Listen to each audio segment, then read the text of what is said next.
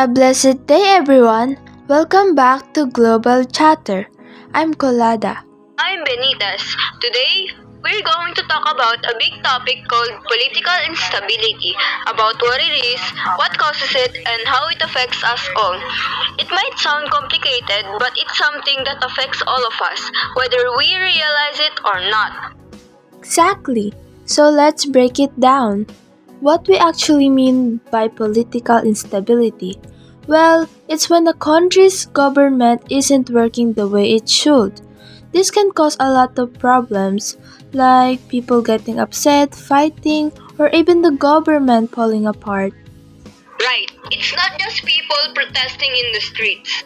It can also include things like leaders being corrupt and stealing money, like the country's economy going down, or different groups within the country fighting for power. When this happens, it can really mess up people's everyday lives. For sure. One thing that causes political instability is corruption. That's when leaders are more interested in helping themselves than helping the people they're supposed to help. When people see this, they stop trusting the government and the people in charge. Another big problem is when different groups inside a country fight. They might be different because of their background or religion. They fight over power, resources, or just because they disagree. These fights can be very dangerous, tearing countries apart and making life hard for everyone. And when some people have all the money and most people are poor, that causes a lot of anger. That's another thing that can make a country unstable. Think about Venezuela. It used to be a wealthy country, but because of bad leaders and money problems or financial problems, things got really bad. Price went way up and there wasn't enough food. Lots of people had to leave the country. That's what's scary about political instability. One problem leads to another. People can't find jobs. They don't feel safe, and eventually they go out into the street to demand change. If the government can't handle things, it can lead into big trouble, even a civil war. And it just hurt the country where it's happening. Think about Syria. The war there made millions of people refugees.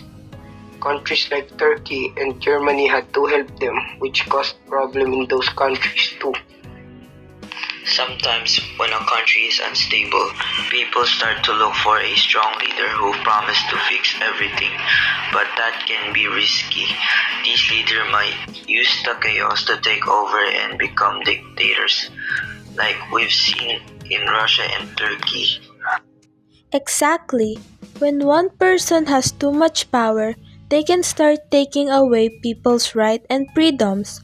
A good government should protect people, not control them.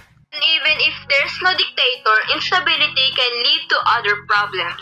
Sometimes group of armed people or criminal gangs take over, like in Libya after their leader Gaddafi was removed.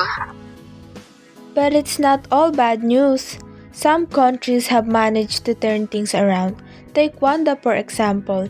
After a terrible event called the genocide, the country was destroyed. But they worked hard to rebuild, and now it's one of the most stable countries in Africa.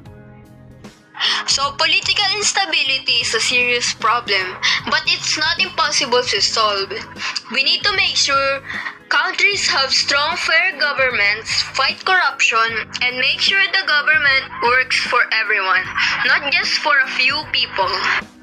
It's also important to remember that the world is connected. What happens in one country can affect others. So, we all have a responsibility to help make sure countries are stable and fair.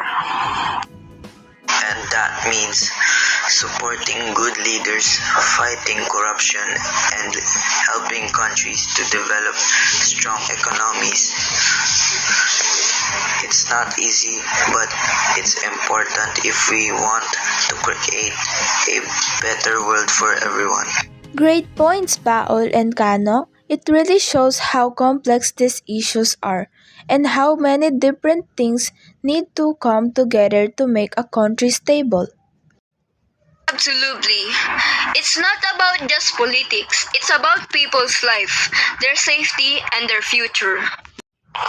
Well, that's all the time we have for today's episode of Global Chatter. Thanks for joining us. We hope you find this discussion helpful and thought provoking. See you next time and remember to stay curious and keep talking about these important issues. That's all. Thank you for listening.